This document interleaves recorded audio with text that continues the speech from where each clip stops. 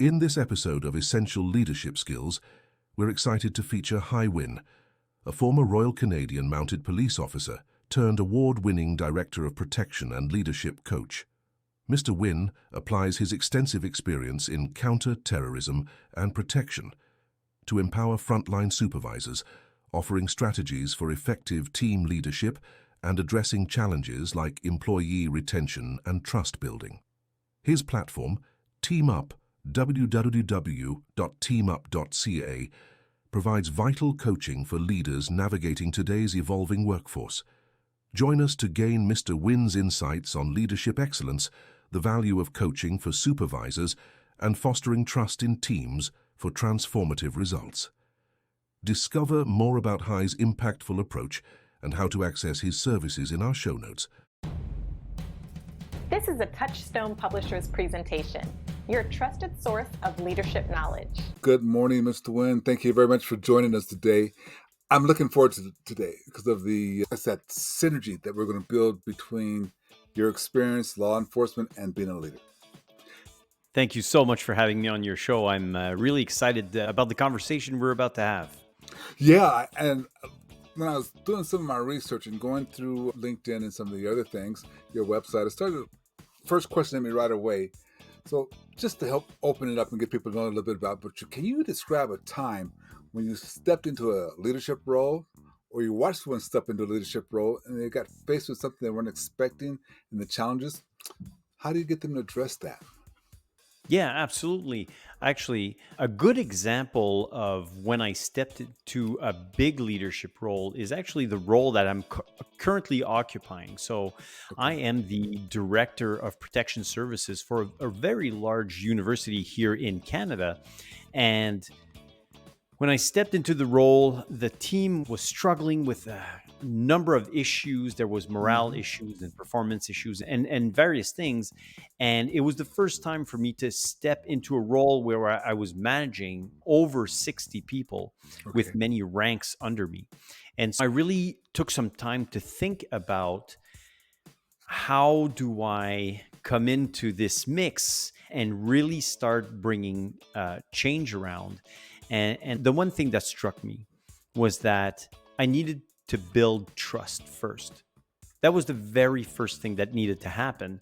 And so I really explored the topic of creating trust and really fostering trust within the team, but not just with me, but I had to rebuild the trust between the players on the team as well. And so there's a lot of things that I had to do to rebuild all of that. So when you're building trust, can you give us an example? So maybe coach me, teach me, how do you build trust upon a team that, my words, not yours, seem like they're just doing the bare minimum to get by or doing as much as they could to not do the job right without losing the job. But they had to build a trust for you. Can you coach me on how you, maybe just one example of how you did that and how other leaders should do that? Oh, absolutely. So I think that the first thing that you need to understand about trust is how trust works. So trust really is like a bank account. So everybody, especially leaders, we have a trust bank account. So every day you have to try to make deposits into this bank account because your objective is to never, quote unquote, go broke with your trust bank account, right? So every day you need to make these deposits because the reality is everybody makes mistakes. Every leader is going to make mistakes once in a while, or they may have to ask somebody to do something that they don't want to do, or that's not very interesting. And that represents a withdrawal from the trust bank account. And so since you know that you're going to be making withdrawals, you need to make deposits all the time. So it's just like your real bank account. And one of the main things that I did very early on with my team to really foster trust was transparency. I was very open in telling them, here's what I do know, here's what I'm good at, but here's what I don't know. And I was very open in listening to what the issues were, what their perception of the issues were. And we had a very open conversation as to what we felt as a team would be the solutions for these various things. And one of the things that created instant trust, which was a huge technique, which I'm currently teaching other people, Okay. is you need to get physically active with your team. Physical activity is a thing that harks back to thousands of years ago, right? When we were cavemen and we were all walking together and hunting together and foraging together. That's what built trust. That's what built community. And to this day, if you go on a walk with somebody, you have a tendency to build trust with them. If you go on a run with somebody, if you exercise, you go to the gym, or you're on the same hockey team or baseball team, it builds these links, these trust connections between people. And it's so important. And my team, they hadn't never had a leader who would go out on a run with them, go out on a workout with them, and so on and so forth. And within the very first few weeks, that's one of the things I was doing. I was out, I was working out with my crew, and instantly I was getting trust from all levels on my team, from the people really on the front line all the way to the mid-level supervisors and so on.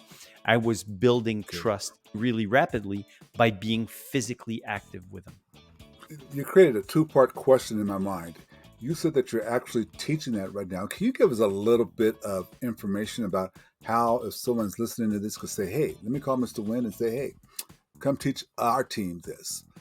That's part one. And then for part two, I want to talk about a dividing line of getting involved with your team. But what about that first part of the question? How can someone get a hold of you? What do they need to do? In other words, I'm giving you a free shot at a commercial here to say what people need to do to get a hold of you to say, hey, I'm open for this. Yeah, 100%. So look, everybody who's running a team right now has very, very specific challenges that are actually common amongst many teams. Currently, most team leaders are struggling with creating motivation on the team, getting people to literally get off their backside and getting to work, getting people motivated, getting your team engaged, creating accountability, all of these things. So a lot of team leaders currently are feeling exhausted. They're feeling overwhelmed. they don't have enough resources, that they're constantly training the next guy or the next girl on the team, et cetera, et cetera. And it's exhausting because most of these team leaders were never taught how to lead people. They've never been taught how to create engagement, how to create trust with their team members. And so that's what I do. I use my 20 years of experience in law enforcement and in leading teams, and using my certification as a certified leadership coach. And that's what I do. I help team leaders really learn the skills. So I don't get into the fluff. I don't do endless PowerPoints and all that jazz. It's all one-on-one coaching where I actually teach you the techniques that actually work to get your team moving and to get your team performing. So if anybody's interested, and if you feel that this speaks to you, you can just reach out to me. You can reach me on my website at teamup.ca. That's www.teamup.ca. I'm sure it'll be in the show notes. Absolutely. But just reach out, and I offer a 30-minute free coaching session where we can just chat and talk about what your problems are specifically, and we can roadmap exactly from where you're at now to where you want to be, and we will get you there in 90 days or less. I'd like to ask you the second half of that question and have you coach me, not in the 30-minute time frame, but coach me and all the other leaders right now, maybe a 2 or 3 minute time frame. Yep. Where's that dividing line when it comes to getting involved and doing activities with your team? I oftentimes see the neuro supervisor saying, well, that activity means I got to be doing their job. I got to know how to do the job. But we all know as leaders, we go up and we don't know their job. It's not our job to know their job. It's our job to know our people. Coach me. on where that dividing line is, because there's also that idea of transparency. There's also dividing line there. But let's talk about the dividing line of what my activity with my team should be. So I think that you need to prioritize, right? If Okay. the first thing you need to do as a team leader is you need to know your people. You need to understand each and every one of your team members. And one of the things you need to do is you need to know yourself. The real importance behind this is that everybody speaks their kind of own language. So some people, for example, are introverted. Some other people are extroverted. Some people are detail-oriented, or some people are I love it. extroverted and they don't go into much detail, that type of stuff. Everybody's got their own profile. And what's important is that you, as the team leader, you need to adapt your conversation style to the people that you're talking to. The analogy to this is, let's say, for example, you, Glenn, speak English and I speak Italian. It doesn't matter if I try to slow down my Italian and I try to speak the best Italian possible. You will never understand what I'm trying to tell you. It's my job as the leader to learn how to speak English, to make sure that you understand the message that I'm trying to send to you. So very few leaders right now do this. They don't adapt to their team. What they do is they try to be as concise as possible and express themselves the best way they can, but they're not adapting to their audience. And so let's say, for example, you're having a difficult conversation with an employee, which most team leaders have right now. Let's say you have a difficult conversation with an employee and this person really needs to have everything written down. They like detail, they like dates and times and objectives and resources and whatever. And you need to have that conversation with that person, but you're meeting with that person face to face and you're just having hey, we're having a problem with this. I expect you to do this, blah, blah, blah, blah, blah. You're absolutely not speaking this person's language. Okay. You're not going to have the impact that you're looking for. Whereas if, for example, with that employee, you would have a quick one-to-one meeting saying, here's the issues that we want to talk about. I'm going to send you all of this in writing so that you can understand what the issues are, what my expectations are, and we'll have another meeting to make sure that everything's clear, and so on and so forth. So now you're adapting to that person's language style, and you're 100% going to hit the mark rather than just using your own style to try to convince somebody.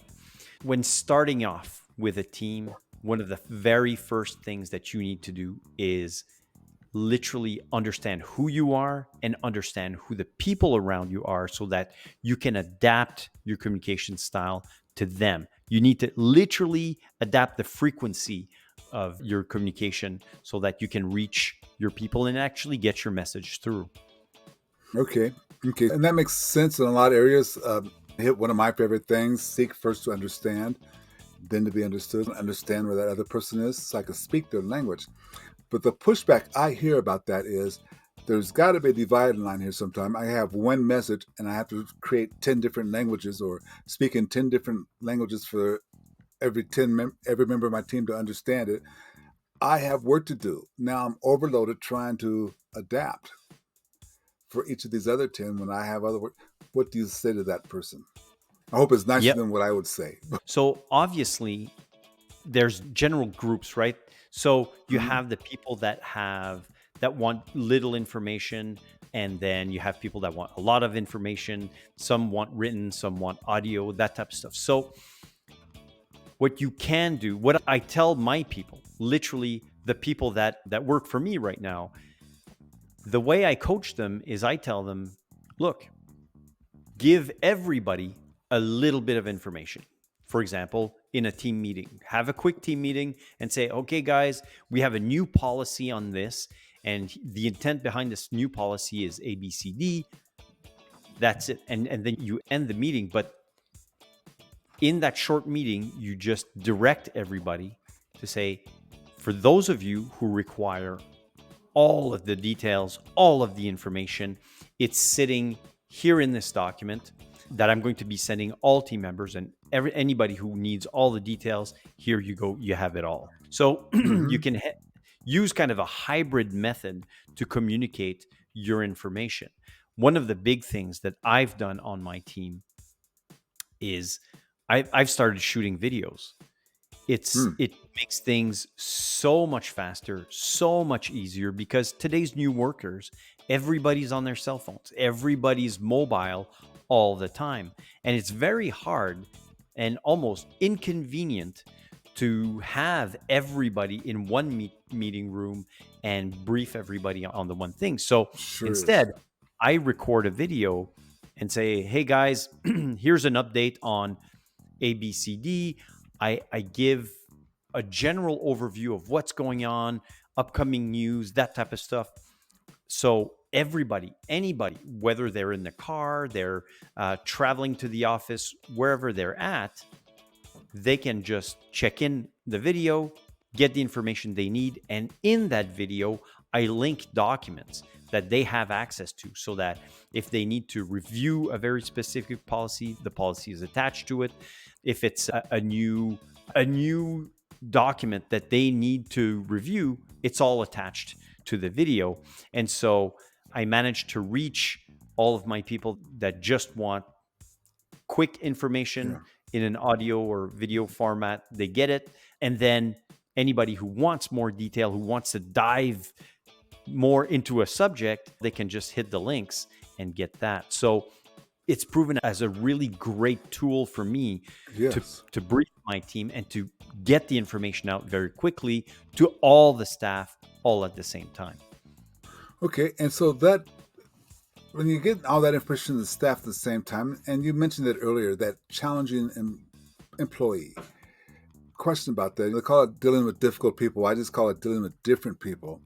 But I'm just wondering, when that difficult person oftentimes, or that different person oftentimes is being toxic in the office, they're oftentimes carrying a negative attitude, even though you've given them the information that they required it the way they have it, they still find something to be toxic about, or something to be negative about. Coach me on how to better deal with that type of person. Oh my gosh. I know we don't have 2 hours, but go ahead. No, absolutely. No, but it's just, you know, that it's such a great question. I love that question, Glenn, because it brings me back to times when I had to manage some really toxic employees. And I want to say that what's been successful for me and what I teach my clients is a combination of two things. First of all, you need to learn, as a leader, you need to learn how to have a difficult conversation. So there are specific techniques you can use to really diffuse a conversation and really understand the other person's point of view, and then have a productive conversation. So that's number one. Learn how to have these difficult conversations. And once you know these techniques, you apply these techniques with these employees. Number one. Number two is all about raising standards, because one of my most favorite sayings is, get what you tolerate. And that's 100% true. Oftentimes, let's say, for example, on your team, people show up late all the time. You have that because you tolerate it. The day you stop tolerating that stuff is the day it stops happening. So you need to look at your standards, and you need to raise your standards. So when you start raising your standards, you start eliminating room for people to be toxic. So let's say, for example, people have poor performance in writing reports, or customer service, for example, is terrible on your team. You need to start raising the standards and keep bringing it up. And that's obviously something that happens slowly, right? And so you have these two things that are working together, right? You're having these productive conversations with these difficult employees. So you're having these conversations, you're figuring out why they're being toxic, you're figuring out maybe solutions to make sure that they're not toxic anymore, or they start correcting their behavior. But if they don't, naturally you're bringing the bar up. You keep bringing the bar up on your team. And so your high performers will never have an issue. They love this stuff. They'll keep producing and they'll keep bringing their own standards up. The middle of the pack will simply follow. They may challenge you, they may gripe a little bit, but at the end of the day, they'll follow, and they'll actually follow your top performers, right? Your top 10%. They'll follow them, and the standards on your team, the performance on your team is going to go up. But your bottom 10%, what happens is they feel the pressure. They now feel the pressure to perform. They now feel the pressure to meet the standards that everybody else is meeting. And the natural consequence of this is either one, they modify their attitude, they stop being toxic, and because they want to keep their job, for example, and they join the rest of the team, or they just naturally leave. They will start looking for jobs somewhere else where they can be toxic somewhere else, where they can go and complain somewhere else, where another employer will be more lax, will tolerate more, and they'll just let them be toxic there. And that's just great for your team. See, now what I wonder about, though, your answer created 2 or 3 more questions for me. So we're going to probably slip past the 30-minute mark, and I apologize right away for that. But one of the questions I have, because you said that we have to know how to have these difficult conversations, and there's a system for it. As a leader, and especially some of the senior level leaders, they just had a natural feeling for having those difficult conversations. But you need to teach us how to do that. Now, you can't do that right now. I'm sure the whole system takes more than the time we have. But what's that very first step of the system that a leader needs to grab a hold of to teach his supervisors? Here's how you have that difficult conversation. What would you say is the very first step? The very first step is to understand that you're going into this conversation in a non-confrontational way. And you have to go in this conversation with a mindset of learning, not a mindset of accusing, not a mindset of blaming. Because most of the time, when you're finally having this one-on-one with a difficult employee, it's usually you're going in going, okay, you did this wrong. I need to know why you did this wrong and how you're going to correct this wrong thing you did, right? And these conversations never work. Like, that doesn't work at all. On the contrary, sometimes they make things worse. So the very first step is understanding mindset. It's all about going into this conversation with a learning mindset, and literally an attitude of learning, of being non-confrontational, and just going in to just understand. For example, Glenn, I read your email that you sent me the other day, and it said all of these bad things about me in the email, for example. I'd like to understand, what did you mean when you said A, B, and C, and so on? So it's all about going in there to learn. And that's the first step. But there's multiple steps to this. Steps. And it works fantastically well. Like, this system works really well. And it changed my career. Once I started learning these techniques, it completely changed my career. Okay, and now we're designed for senior level leaders who are bringing up their supervisors and getting them up to speed. When you look at these type of things and having those difficult conversations with people to get past things like that, but how do we raise their accountability, their ownership stake into the program? Do you have any suggestions on how do I get my supervisor team or my coaching team to take more ownership? Any suggestions there? And you write about this, don't you? I think you had a LinkedIn article on this a little bit, and I think you related it to the Mounties there. Yep. Can Yeah. you tell us a little bit more? So accountability, to me, it's all linked to empowerment. So Oh, wait a minute. Hold on, stop. If I'm holding you accountable, I'm empowering you. Is that what you're? That's a tweetable thing, I think, if I understand it right. yeah, actually, what I'm saying is, if I allow you to make decisions, if I allow you to be creative, if I allow you to come up with your own solutions, you're naturally going to be accountable. That's It, such a tweetable statement right there. Oh, that's yeah, excellent. Yes.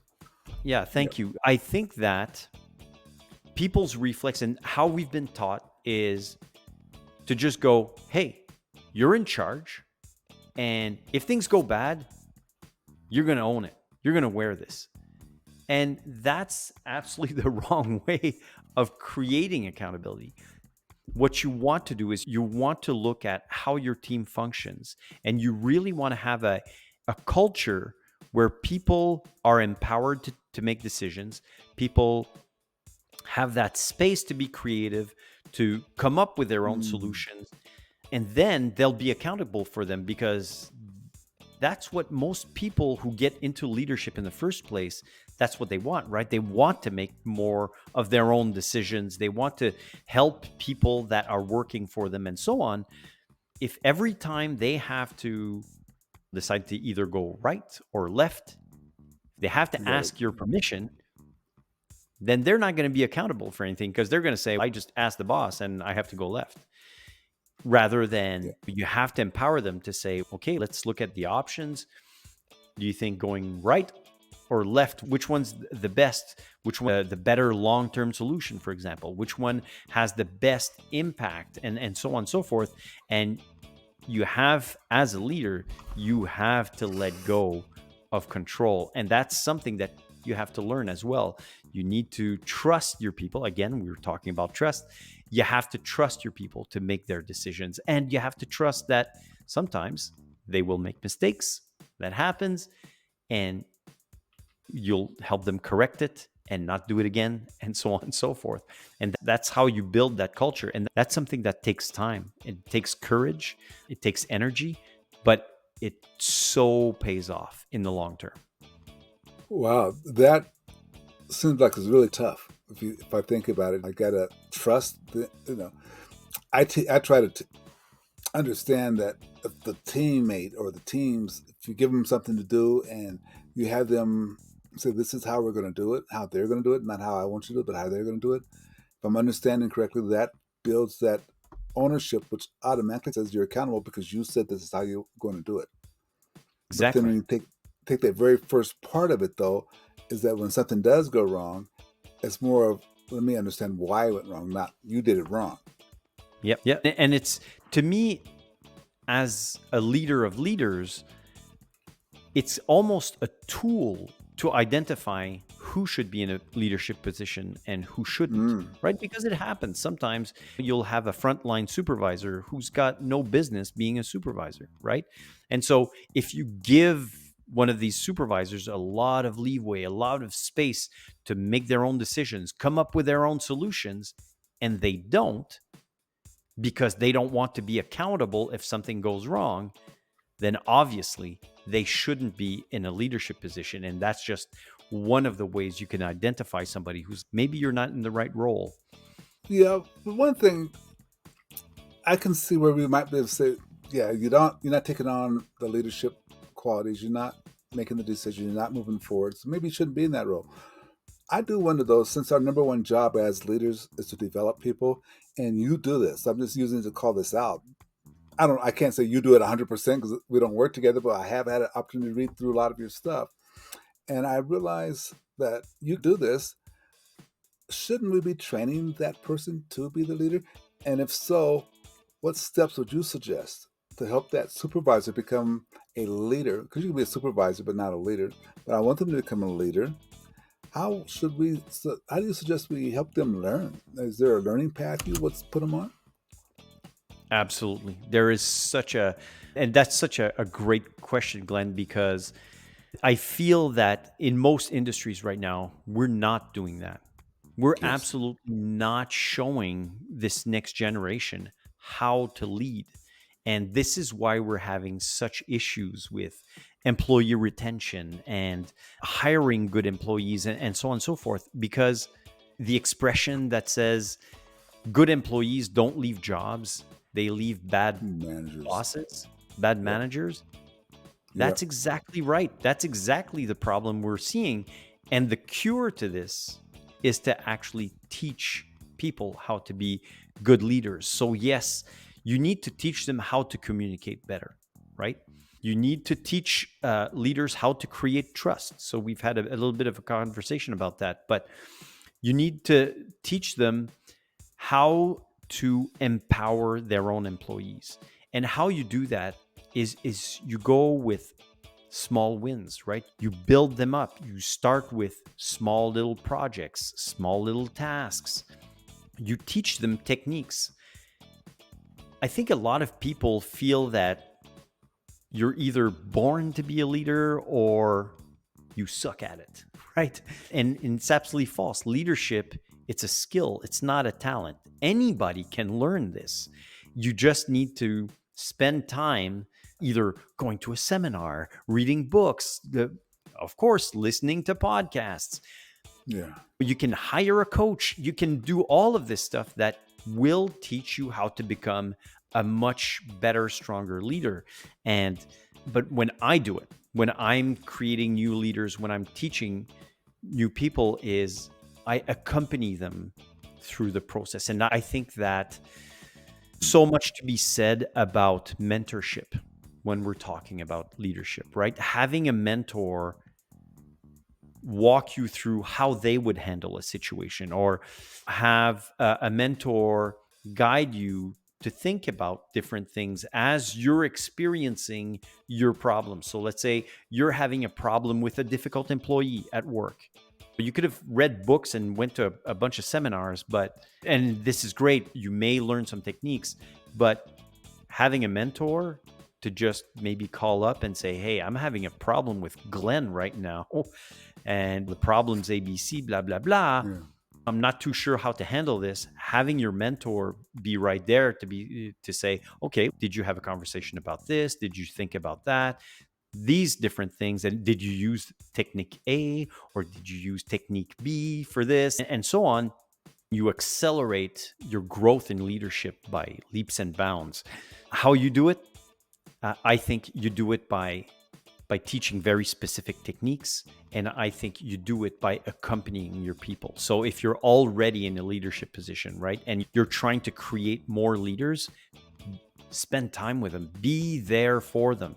It's so important to have that presence, to mentor them through the process of becoming better leaders. So I have two more questions for you, but before I give you those two questions, I just want to state something. That reason why I was excited to get you on the program, you just proved it. Our company stands for leaders who want to make a multi-generational change. In other words, not just the person I'm working with, not just the person who reports to me, but want them to be so strong in their leadership, they affect their children. And they're so strong that the children affect their children. We want leaders who can take that ladder, take that step to say, I want to do more than just get by till it's time for me to retire. I want to do more than just help my company grow. I want it to be multi-generational. And you just laid that out for us. So this is what has to happen to do that. So I want to ask you this kind of follow-up question. I gave you the chance once, but I think it's important that we come back and talk about it right now. What are you doing, you or your company doing right now to help us reach that multi-generational leader? Yeah, absolutely. And thank you, Glenn. That's really generous of you. So what I do specifically is I have either organizations that have an employee retention problem, or they have a conviction that they need to bring their leadership up on their team. And I actually have mostly people that just reach out to me. They feel stuck in their career right now. They want to get promoted, they can't get promoted, or they're already in a leadership position and they're exhausted. They're completely stuck. They're exhausted. They hate their jobs and Yeah. they want to get out of that rut that they're in.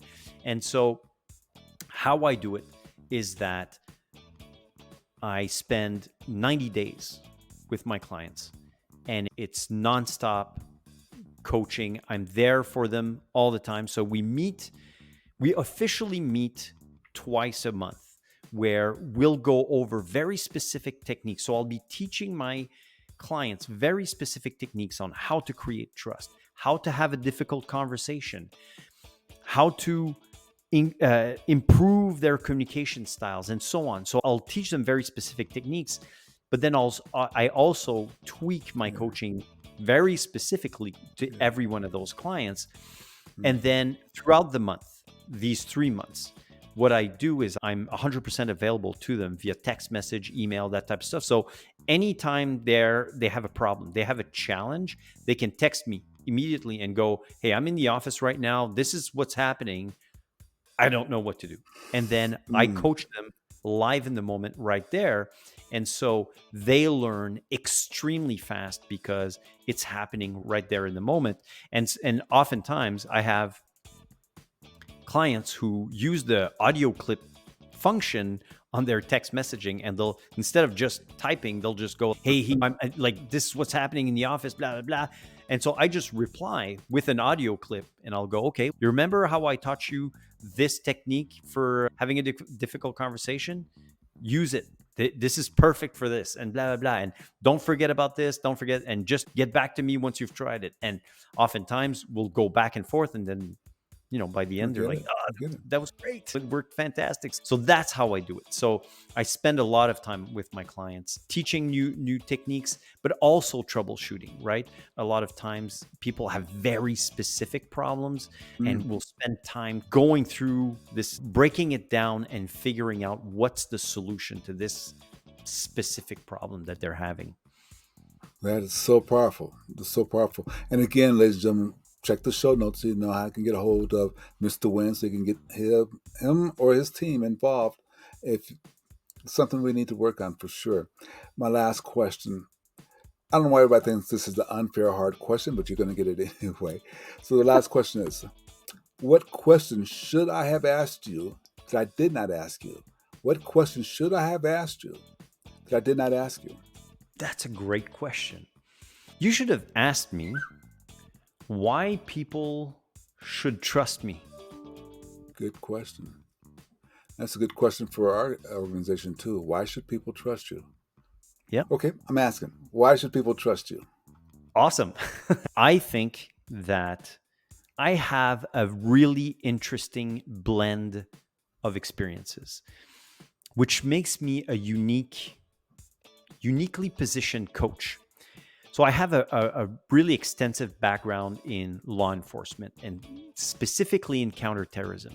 So I've used a lot of what I use for coaching is a lot of stuff that I've learned in law enforcement, and specifically in counterterrorism.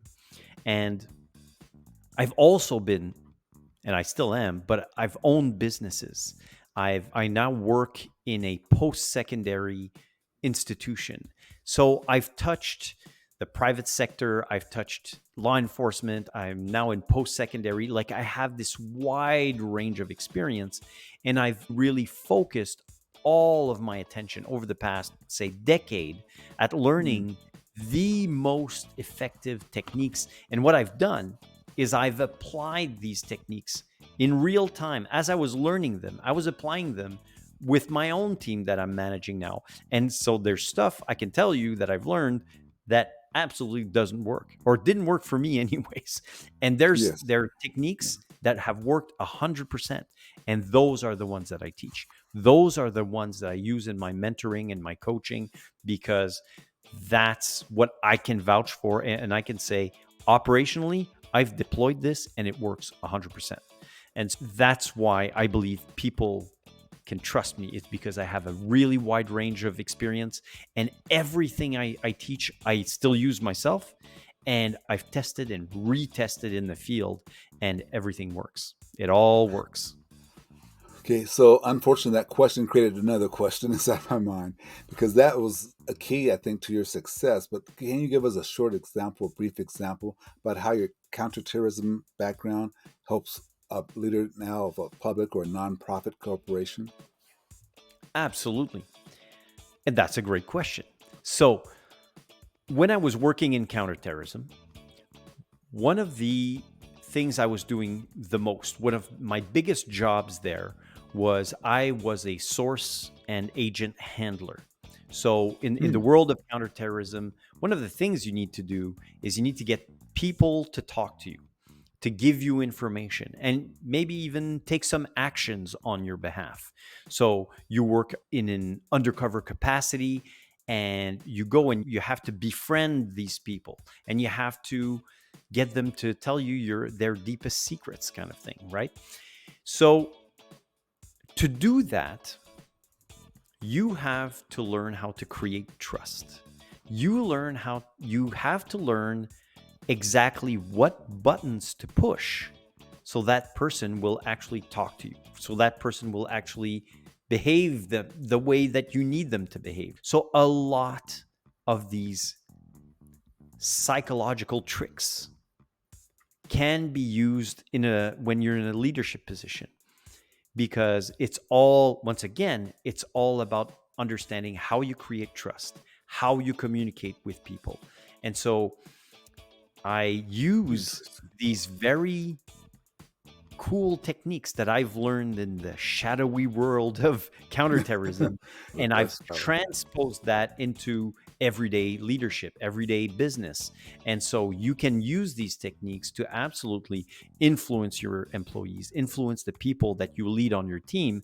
And so I use these very specific techniques so that you can push the right buttons and get the results that you want. That, if we think about that, and it's intriguing to me to start to thinking, okay, in order for you in counterterrorism to get the information you need, you have to build trust. So it's not as much on the line as it is for me to get to build trust with one of my other coaches. But if I had the techniques to do that, how much better would my organization be? Wow. I every now and then, and we've had a few great guests and coming up recently, I think, because I'm getting better at vetting them. But I thank you because you're really the top of the line, what we're trying to push for. I appreciate you taking the time. I appreciate you giving me the extra time to cover a couple more subjects. I will, of course, ladies and gentlemen, you'll see all the information you need in the description. Thank you so very much, Mr. Nguyen. Thank you very much. Glenn, it was a pleasure. And anytime you want to have another conversation, it'll be my pleasure. Thank you so much. Thank you.